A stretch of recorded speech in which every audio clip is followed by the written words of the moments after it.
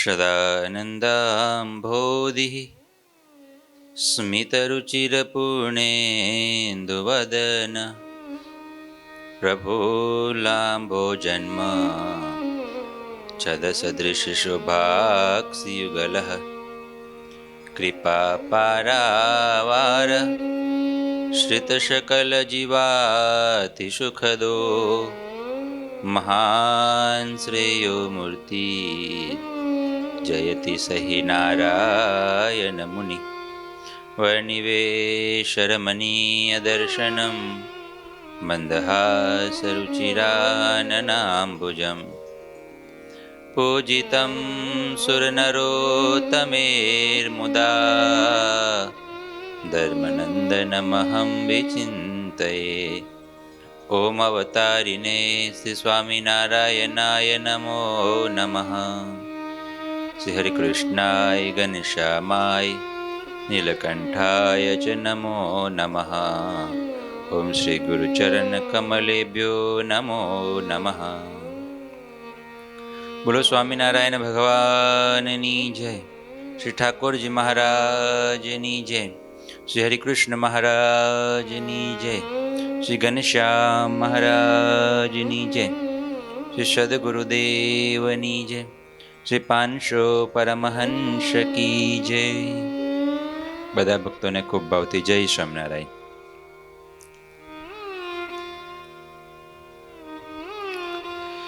ભક્ત ચિંતામણી ગ્રંથની કથા ચાલે છે। પ્રકરણ 160મું ચાલે છે। થોડું જોયું તું, થોડું આગળથી આપણે જોઈએ।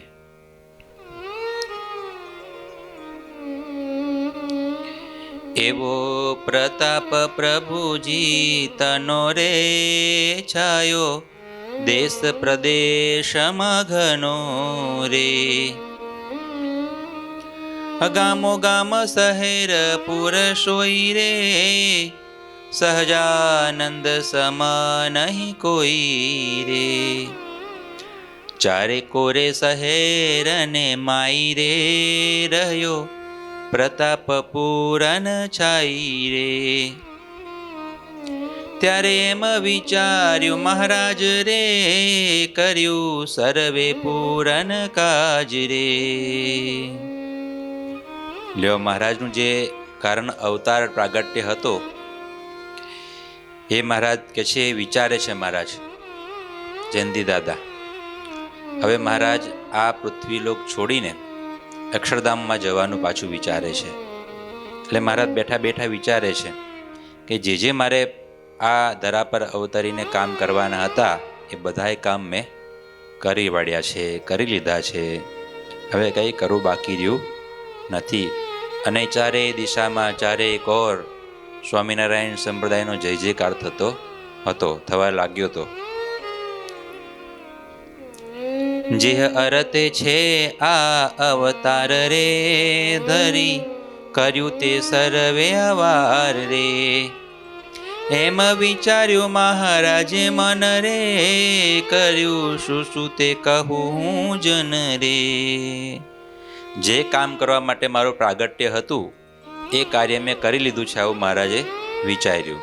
નિષ્કુળાનંદ સ્વામી એવું કહે છે કે મહારાજનું પ્રાગટ્ય, મહારાજનું અવતરણ કયા કયા કામ કરવા માટે હતું એ જે હેતુઓ હતા, જે કારણો હતા એ બધા જ કારણો હું તમને જણાવું છું। કહેતા મહારાજ પ્રગટ થયા ત્યારથી અત્યાર સુધીને 49 વર્ષ સુધીને શ્રીજી મહારાજે શું શું કામો કર્યા એ બધા ટૂંકમાં એક એક લીટીમાં સ્વામી આપણને જણાવે છે। જો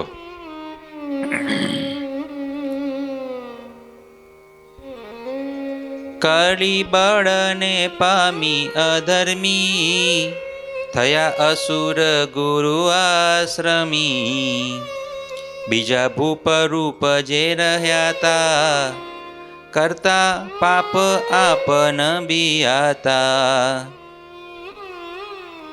તે તો પ્રભુ પોતાને પ્રતાપે પાપી પાછા પડ્યા આપ પાપે। વળી કામ ક્રોધ લોભ મોહ માન ઈર્ષા સ્વાદ સમોહ।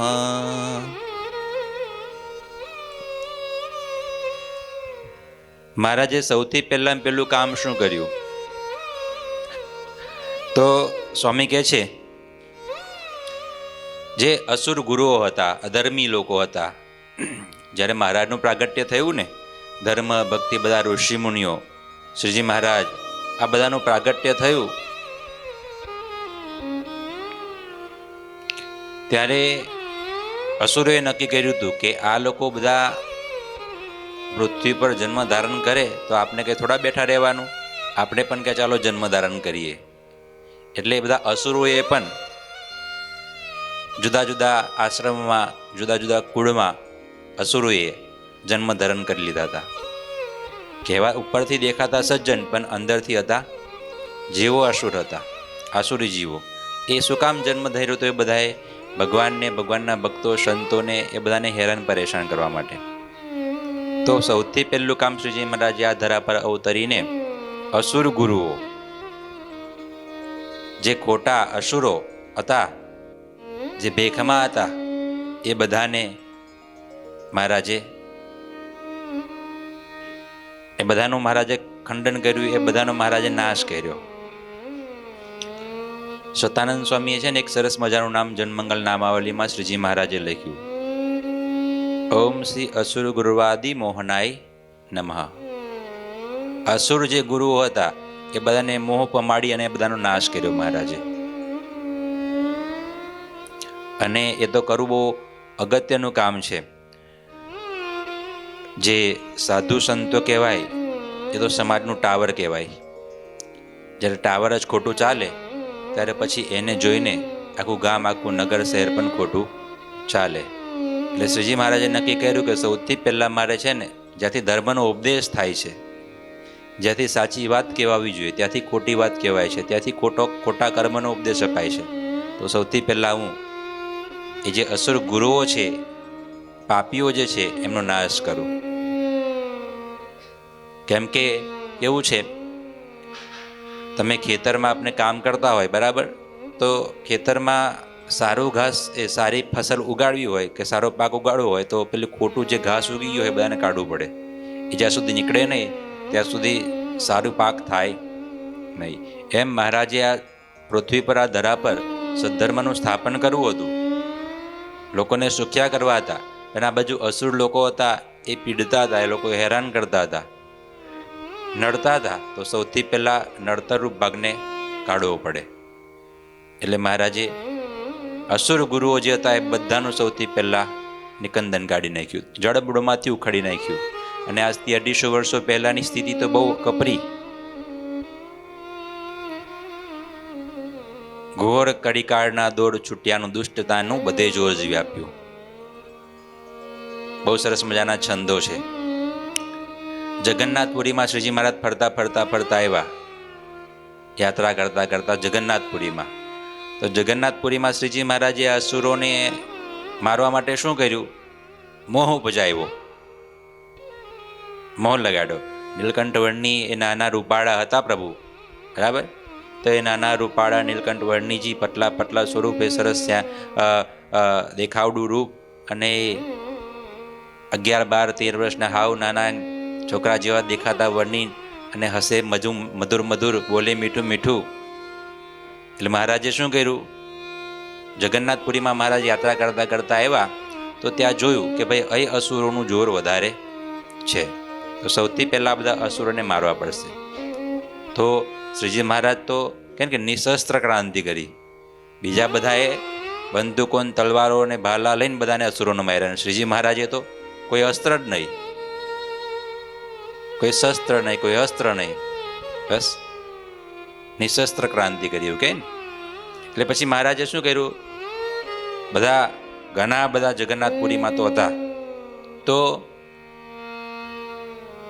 નીલકંઠ વર્ણની એક ગુરુ પાસે જાય, એના પગ દબાવે, માથું દબાવે, જમાડે, પાણી પીવડાવે, કપડાં ધોઈ કાઢે, મીઠી મીઠી વાતો કરે.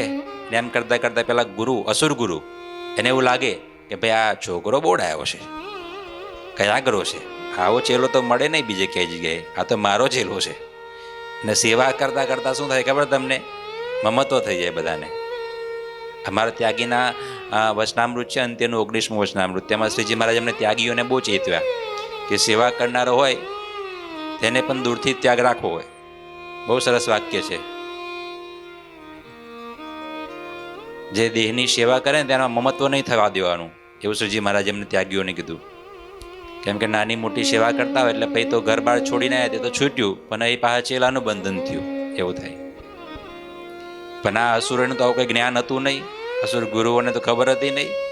એટલે પછી નીલકંઠવરની 2-5 દિવસ અઠવાડિયું રહે, બરાબર સેવા કરે, બરાબર ગુરુને એમ લાગે ભાઈ આ તો ચેલો મારો, આ તો મારો કઈ આગળ મારો મારો મારો થઈ જાય. ત્યાં નીલકંઠવરની કે ગુરુ મહારાજ હું ના આવું, તમે રહ્યો કે એમ કે બીજા ગુરુ પાસે જાય. ત્યાં જઈને પાછા પગ દબાવે, ત્યાં માથું દબાવે, કપડાં ધોએ, કાઢે, નાનું મોટું રસોઈ બનાવીને જમાડ દે, મીઠી મીઠી વાતો કરે. એટલે પેલા બીજા ગુરુને એમ થાય કે ભાઈ આ તો મારો ચેલો, હવે તો આને તો હું ના જ જવા દઉં, અને બીજા કોઈને લઈ પણ ના જવા દઉં. ત્યારે અઠવાડિયું 10 દિવસ એમ ત્યાં જાય, નીલકંઠવરની પાછળ ત્રીજા કોઈ ગુરુ પાસે જાય. તો ત્યાં જઈને મહારાજ પાછી મોહની લગાડે, મીઠું મીઠું બોલે, વાતો કરે, સેવા કરે. એટલે પહેલા ગુરુને એવું થાય પેલા બીજા ગુરુએ મારો ચેલો પડાવી લીધો, પેલા બીજા ગુરુને એવું થાય પેલા ત્રીજા ગુરુએ મારો ચેડો પડાવી લીધો. એમ કરતા નીલકંઠવરની બધા પાસે ગયા અને અંદર અંદર એવો મોહ ઉપજાયો પોતાના સ્વરૂપનો. તે બધા કે આ ભાઈ મારો ચેલો છે, પેલા કે મારો ચેલો છે, પેલા કે ભાઈ મારો ચેલો. એમ કરતા કરતા ચીપ્યાન ભાલાન તલવાલો લઈને હામે આવી ગયા બધા. અને એક જ ચરગાન 10,000, કેટલા 10,000 ખોટા અસુર ગુરુને બોલો મોહ પમાડીને મહારાજે આ રીતના જગન્નાથપુરીમાં મહારાજે લીલા કરી હતી. એટલે અસુર ગુરુઓનો સૌથી પહેલા શ્રીજી મહારાજે પ્રગટીને નાશ કર્યો. મહારાજે શું શું કામ કર્યા એ લખાવે છે, સ્વામી યાદ કરાવે છે. જો કડી બળને પામી અધર્મી રે, થયા અસુર ગુરુ આશ્રમી રે. બીજા ભૂપર ઉપજે રહ્યા તારે, કરતા પાપ આપન બિયા તારે. એક તો આ દુનિયામાં અધર્મ ફેલાવો હોય કે કોઈ પણ ખોટું કામ કરવું હોય ને તો બે સત્તા બહુ કામ કરે. એમાં આપણી તો ભારતીય સંસ્કૃતિ, એક તો ધર્મના નામે કોઈ ખોટો ઉપદેશ આપવો હોય ને તો તરત માણસ ગ્રહણ કરી કે ભાઈ આ ધર્મ છે, ખ્યાલ કંઈક ખોટું કામ કરાવવું છે તેને ધર્મના નામે તમે જો કહેશો ને તો તરત માણસ ખોટું પણ કરવા લાગશે. એટલે અસુરોએ નક્કી કર્યું કે ભાઈ આપણે પહેલાં સાધુરૂપે પ્રગટ થઈએ અને ધર્મના નામે અધર્મનો ઉપદેશ આપીએ. એટલે સૌથી પહેલાં એવા ગુરુઓને નાશ કર્યો જે ખોટો ઉપદેશ આપતા હતા. અને આ ધર્મના નામે અધર્મનો ઉપદેશ એટલે શું ખબર તમને? આ વ્યાસપીઠ પરથી એવું કહેવામાં આવે કે ભાઈ ફલાનો થાંભલો છે, ચમત્કારી છે, તમે ત્યાં જઈને માનતા કરશો તો તમારી માનતા તો સફળ થશે, એને બધું થશે ને તમારે આ તમારી 17 પેઢી હારી થઈ જશે, સુધરી જશે. એવી સરસ સરસ વ્યાસપીઠ પરથી વાતો થાય. એટલે ભારતની પ્રજા અને એમાં ગુજરાતની પ્રજા તો આપણે તો શ્રદ્ધાવાળા, માથું ખોટું થાય તો એ માથું ધુનાવાનું, હા, અને સાચું બોલે તો હા બરાબર છે, તાલી જ પાડવાની જે બોલાય તે, કે વિચારવાનું નહીં કે ભાઈ શું સાચું છે ને શું ખોટું છે. એક જગ્યાએ તાલી પાડવાની વાત આવી ને એટલે 4-5 જણા બેઠા હતા અને આમ ચૂંટણીનો કંઈક માહોલ હતો. કોઈક એક ભાઈ પ્રવચન કરતા હતા, તે બાજુમાં સભામાં દૂર બેઠેલો માણસ છે ને એક જણા એમ કહીને તમાકુ આમ કહીને કહ્યું, પેલો પ્રવચન કરતો હતો માણસ, તમે પેલા તમાકુની તાલી પાડીને તો બધાએ તાલી પાડી. હા, પેલા એમ કે ભાઈ આ પ્રવચન બોલે એટલે તાલી પાડે છે, પણ પેલા તો તમાકુ માટે તાલી પાડી, તો એમાં બધાએ તાલી પાડી. એટલે આ તો ભાઈ ભારતીય પ્રજા ને એમાં ગુજરાતની પ્રજા ભોળી ભાડીને ભક્તિભાવ તમે જે કહો તે હાજી બરાબર છે, હાજી બરાબર છે. એટલે આ બધા અસુરોએ છે ને આ રીતના સાધુનો વેશ ધારણ કરીને કેટલાને ભરમાવ્યા હતા. તો એ બધાનું શ્રીજી મહારાજે સૌથી પહેલા ધર્મની ગાદીઓ ચોખ્ખી કરી, વ્યાસપીઠો ચોખ્ખી કરી, ઉપદેશ આપનારોને ચોખ્ખા કર્યા એ બધાને. અને બીજી વસ્તુ છે રાજા, સત્તા. કોઈ પણ કામ કરાવવું હોય તો બે રીતના થાય, એક તો બળથી થાય, સત્તાથી થાય, અને કાં તો દિલથી થાય.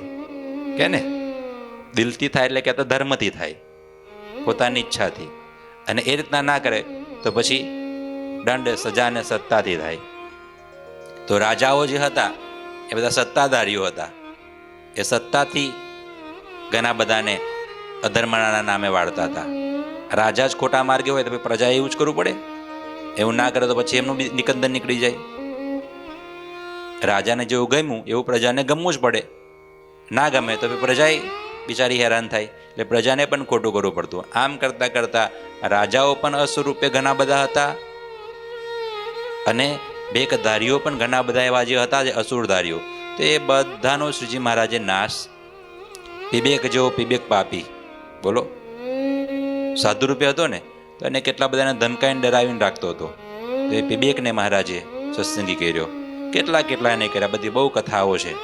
કેટલાય રાજાઓને મહારાજે સવડા માર્ગે લઈ ગયા. એટલે આ બે કામ સૌથી પહેલા શ્રીજી મહારાજે કર્યા. શ્રીજી મહારાજ વિચારે છે કે મારે જે કામ કરવાના હતા તે બધા કરી લીધા છે. એમાં સૌથી પહેલું કામ અસુર ગુરુઓનો નાશ કરવો એ થઈ ચૂક્યું છે. બીજું કામ રાજાઓ જે ખોટા માર્ગે છે, પાપરૂપ છે એ બધા પૃથ્વીનો ભાર. અને રાજાનું જીવન કેવું છે કે જો પૃથ્વી પર સારો રાજા થાય ને, ગુણાત્યાન સ્વામી વાતોમાં લખ્યું, જો સારો રાજા હોય ને તો કે વરસાદ થાય, મોલ સારા પાકે, બધા સુખિયા રહે. અને જો ખોટો રાજા થાય ને તો વર્ષો સુધી દુકાળે પડે. આવું શાસ્ત્રનું વિધાન છે. ત્યાં ખોટા રાજાઓ થઈ ગયા હતા તેના કારણે દુકાળો બહુ પડતા ત્યારે. એટલે મહારાજે આ બે કામ પહેલા કર્યા.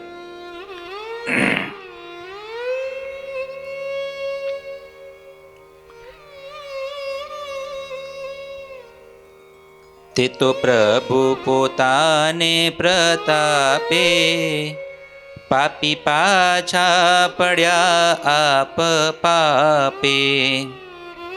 વળી કામ ક્રોધ લોભ મોહ માન ઈર્ષા સ્વાદ સમોહ.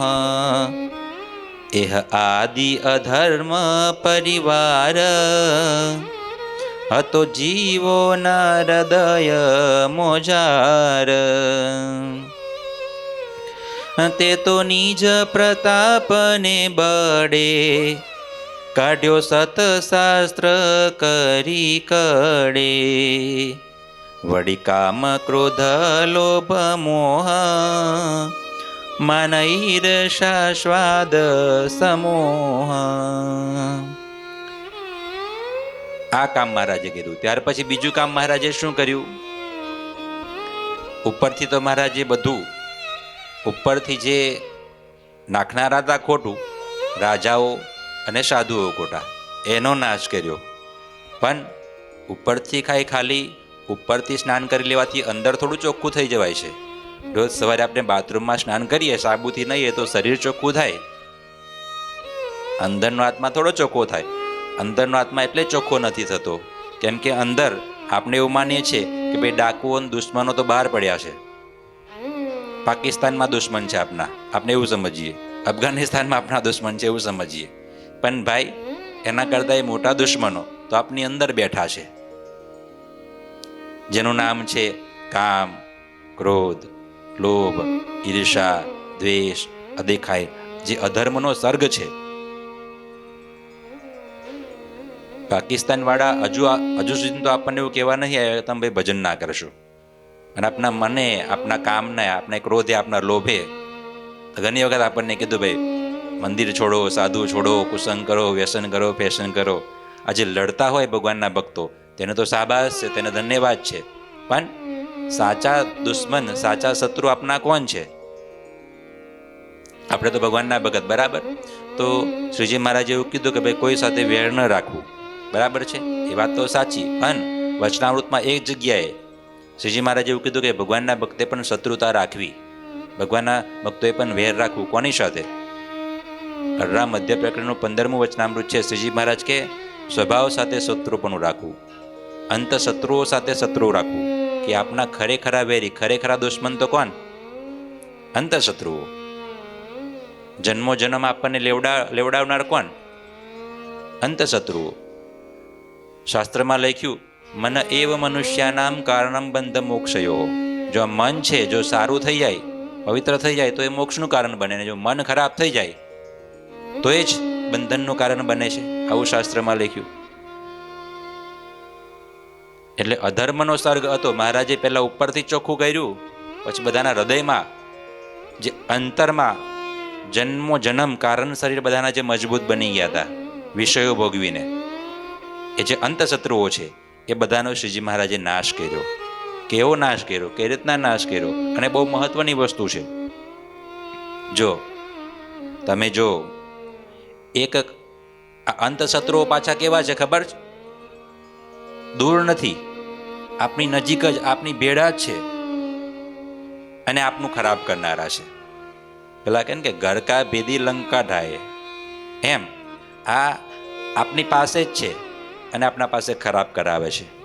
અંતશત્રુઓ, અંદર રહેલા શત્રુઓ.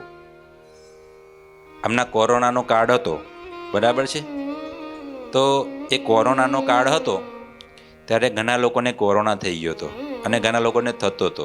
તો બધાએ બચવા માટે કેટલા કેટલા ઉપાયો કર્યા કે ના કર્યા? કેટલી કેટલી વેક્સિનો લીધી. અરે મહિનો હોસ્પિટલમાં રહ્યા, એડમિટ રહ્યા, અને કેટલું રહ્યું કે ના રહ્યું, બધું બહુ જ થયું. લાખો ને કરોડોના ખર્ચા થયા, કરોડોના ખર્ચા થયા. કેમ? તો કે એક નાનકડો જે જરીકમ તો બેક્ટેરિયા છે અંદર આવી ગયો છે અને જેના કારણે મારે મરવું પડશે. તો મારે મરવું નથી પણ મારે જીવવું છે, તો એની માટે મારે વેક્સિનો કે દવા, એમ વિચારીને બધાએ, આખી દુનિયાએ જીવવા માટે, મરાય ના એટલા માટે એક નાનકડો કોરોના, બરાબર છે, એનાથી બચવા માટે. અને એ કોરોના તો કેવો કે ચલો પેલા સૂક્ષ્મદર્શક યંત્રો એમાં જોવું હોય તો પકડાઈ જતો હતો કે ભાઈ આવો છે. તો એનાથી, કોરોનાથી મહા કોરોના, મહા મોટા રોગો જે છે આપની અંદર બેઠા છે, જેનું નામ છે કામ, ક્રોધ, લોભ. અને એક વખત નહીં, 1000 વખત આપને માર્યા છે. 184 આપણને જેને ફેરવા છે, એ તો આપની અંદર બેઠા છે અને એ પકડાતા નથી. એનો કોઈ ઈલાજ કરવો નથી. એટલે શ્રીજી મહારાજે પ્રગટ થઈ આજે કોરોના કરતા પણ મોટા મહાદુશ્મનો, અને વર્ષોથી નહીં, જન્મોથી જીવોના હૃદયમાં ઘર કરીને રહી ગયા હતા, એ કામ, ક્રોધ, લોભ, એ બધાનું શ્રીજી મહારાજે નિકંદન કાઢી નાખ્યું, મૂળમાંથી કાઢી નાખ્યા. કઈ રીતના કાઢ્યા જો તમે? કામ, આ દુનિયા આખી કામને આશ્રીને ચાલે છે. તમે જો, સ્ત્રીને પુરુષમાં અને પુરુષને સ્ત્રીમાં સહેજે હેત થાય છે. મહારાજ કે અમે તો એવી કળ ચડાવી મૂકી છે, માયાને એવી ફેર ચડાવી મૂકી છે કે અમારે બીજી વાર દાખલો કરવો જ ના પડે. કોઈને શીખવાડવું પડે? કશું ના શીખવાડવું પડે, તો એ બધાને બધી ખબર પડી જાય. બોલો, કામ, સ્ત્રીની જે વાસના, પુરુષને સ્ત્રીની, સ્ત્રીને પુરુષની જે વાસના જે છે, અને પાછું એકલું એમાંય મનુષ્યમાં નહીં, આ તો પશુઓમાંય ખરું. સહેજે સહેજે સૃષ્ટિ ચાલે. આ કામ કેટલો બધો, કામનું જોડ તો બહુ છે. કામદેવ એના બાણ જુદા જુદા મારે ને, તો એ કામમાંથી જીવોને ઉદ્ધાર્યા. અને કેવો એકાંતિક સંપ્રદાય શ્રીજી મહારાજે સ્થાપ્યો.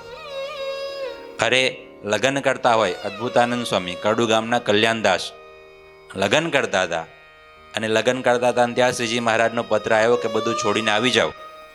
અને લગ્ન કરતા કરતા છોડીને આવી જાય. બોલો, કામને હરાવ્યો મહારાજે ત્યાં હરિભક્તો દ્વારા.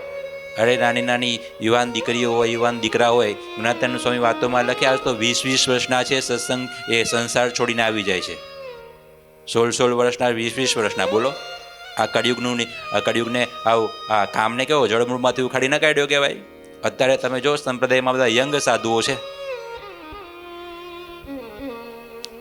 જળમૂળમાંથી કામને કાઢી નાખ્યો ને, એવું છે કામ. પેલા ગોવિંદાનંદ સ્વામી એક મઠના મહંત હતા, અને કે ભાઈ મારે સાધુ થવું છે, નીકળ્યા ભગવાન શ્રીજી મહારાજનો આશ્રય લેવા માટે. તો વચ્ચે એક રૂપ સુંદરી સ્ત્રી મળી, અને એની પાસે સોના મોહરો ઘણી બધી હતી. એટલે એમણે તો ગોવિંદાનંદ સ્વામીને પકડ્યા. એક મઠના મહંત હતા સ્વામી. તો કે હવે તમે કે મારા પતિ ના ધન તમારું, નુય તમારી, કે મને રાખો. સ્વામી કે આ બધું છોડીને હું તો ભગવાન ભજવા માટે નીકળ્યો, આ ક્યાં મને મળ્યું? ત્યાંથી ભાગ્યા મુઠ્ઠીઓ વાળીને. તે ભાગ્યા તે થાય ક્યાં? ચાલી દોડીને થાય ક્યાં? એક ગામમાં પાદરે મઠ આવ્યો બીજો. મઠના મંદિરના એ પગથિયા પાઈને, ઓટલા પાય જઈને થોડી વાર આરામ કર્યો ને ત્યાં મઠના અને મંદિરના મહંત આવ્યા. કે આ બહુ સારો મુહૂર્ત મળી ગયો, મારી દીકરી પણ દો કે ને. બોલો, તો ત્યાં પાછી માયા વળગી. એ કે આ મઠના મહંતે તમારે તમે દીકરી તમારીના પૈસાના બધું તમારું કે. એટલે ગોવિંદાનંદ સ્વામી કે ભાઈ આ તો બીજી એક જગ્યાએથી છૂટ્યો તો બીજી જગ્યાએ ફસાયો. તે અને પેલા મહંત કે આવે જો તમે લગ્ન નહીં કરો કે તમને જેલમાં પૂરીશ કે મારું તો લગ્ન નથી કરવા, તો જેલમાં પૂર્યા ગોવિંદાનંદ સ્વામીને. અને જેલમાં તો પૂર્યા ને 4 પહેરેદાર ઉભા રહ્યા કે જ્યાં જવું હોય ત્યાં જોડે જોડે જવાનું.